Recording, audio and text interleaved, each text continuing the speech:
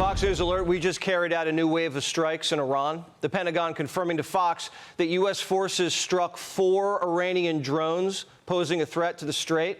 CENTCOM also bombing an Iranian military site that was seconds away from launching a 5th drone.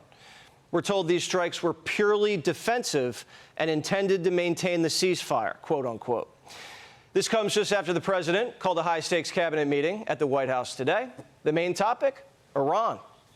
Well, I think we're doing very well. I think they're starting to give us the things that they have to give us. And if they do, that's great. And if they won't, then the man on my left is going to finish them off. The man on his left, Pistol Pete.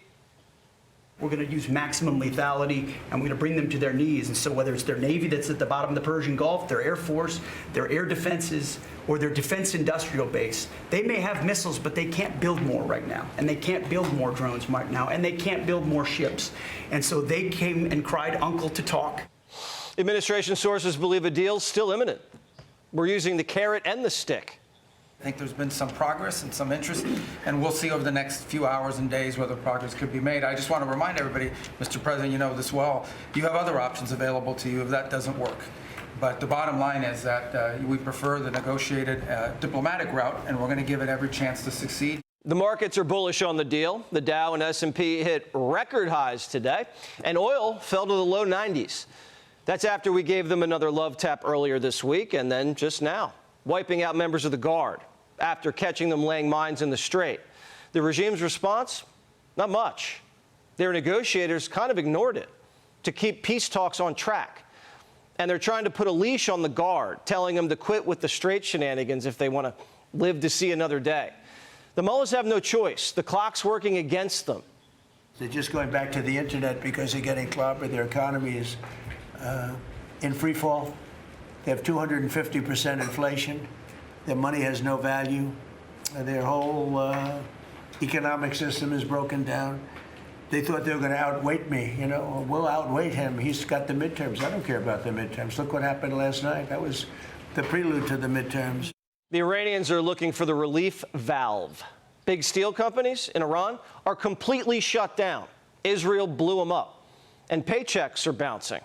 Meanwhile, our economy, still the largest in the world. Our GDP, bigger than China, Germany, and India combined. Plus, now we're getting fresh batches of sweet crude from our new amigo. Over 10 million barrels of Venezuelan oil have been delivered to the United States since the 3rd of January. That industry is being professionalized for the first time ever. It's going to the benefit of the Venezuelan people. They are selling oil in the market at market rates. The money's going to an account in the United States, controlled and monitored by Treasury, audited by KPMG, and it's for the first time ever the money's not being stolen. It's going to the benefit of the Venezuelan people.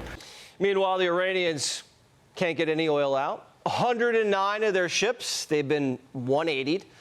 The blockades cost them $20 billion and counting. Their ships are sanctioned and stuck. Iran needs the deal, and they're asking for a little moolah. We froze billions of their assets at the start of the war, and they want us to thaw out some of the bank accounts ASAP. But we're not giving them their allowance back if they don't follow orders. Is the U.S. considering easing sanctions on Iran to allow Iran to sell its crude to market? No, we're not talking about any easing of sanctions or giving money. No sanctions, no money, no nothing. We have control of money that they claim is theirs. We'll keep control of that money. And when they behave properly and when they do what's right, we'll let them have their money. But right now, we're not doing that. And it's not, one thing is not contingent on the other. The message from the White House is no dust, no deal. The Iranians only get their money after they open up the Strait and blow up the uranium. But these Persians are squirrely. They're trying to put in the deal that they can control the Strait with their neighbors on the other coast, Oman. Trump's like, that's a joke, right? The Strait's going to be open to everybody. And who would control it? It's international waters. Nobody's going to control it. We're going to watch over it. We'll watch over it, but nobody's going to control it. That's part of the negotiation that we have. They would like to control it. Nobody's going to control it. It's international waters, and Oman will behave just like everybody else, so we'll have to blow them up. Oman's an ally, but if you turn into a pirate, we'll turn you into an enemy. The Russians and Chinese also want to help with the uranium. Trump says, stay in your corner. Would you be comfortable with Russia or China taking their stockpile of highly enriched uranium, and have they offered to do that? No, I wouldn't be. The president wants to personally see the uranium destroyed. And once that happens, we have a deal. But the president's throwing a curveball in the negotiations. He wants the Arab world to sign on to the deal, too. And if they don't, there may be no deal. We'd like to have them immediately join and Steve Witkoff is working on that with Jared and some others, but would like to have them join the Abraham Accords. It'll be historic if they do it. And I think they owe that to us, to be honest. I think, because that really would be a tremendous sign.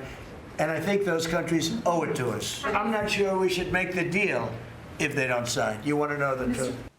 Scott Mann's a retired lieutenant colonel, former Green Beret, and co-founder of Task Force Pineapple. Okay, the latest strikes, I guess, against some drones and some drone launchers. Tell me what you think about that.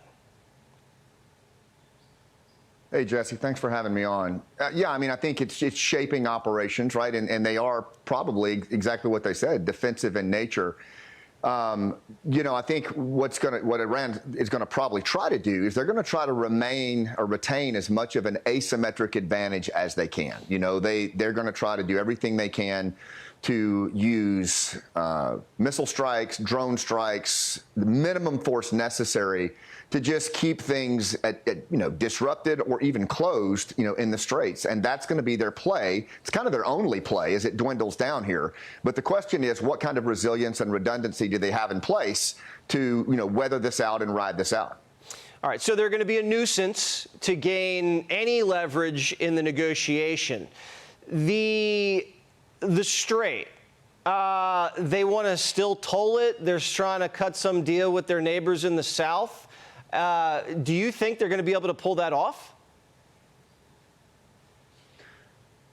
There's a lot of political pressure that would make that a very unattractive deal, as was just talked about. I think the other thing to probably keep an eye on would be the Houthis. Are they able to bring the pressure into the Red Sea? That could be a game changer if they're able to do that asymmetric application with drones there and some kind of surgical strikes to block shipping, especially with that being kind of the redundant area now that it's moving to. But honestly, Iran has played this game, Jesse, for decades. What they're going to they're going to be duplicitous in this negotiation.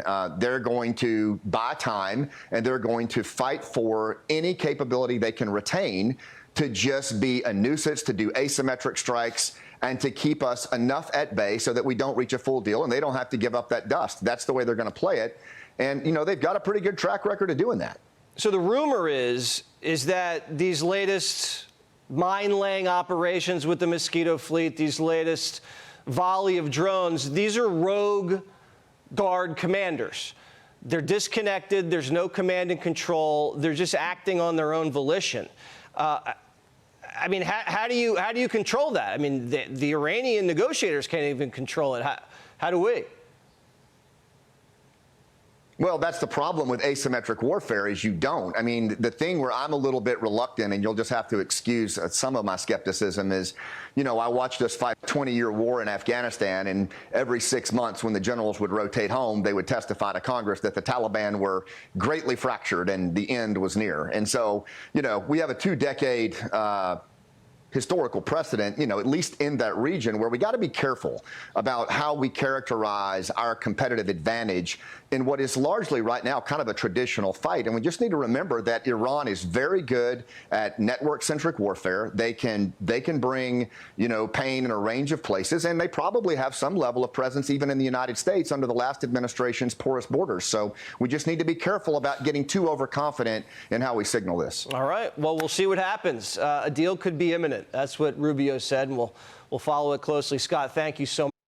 Be sure to like and subscribe for all the Fox News latest on YouTube and catch full shows streaming now on Fox One.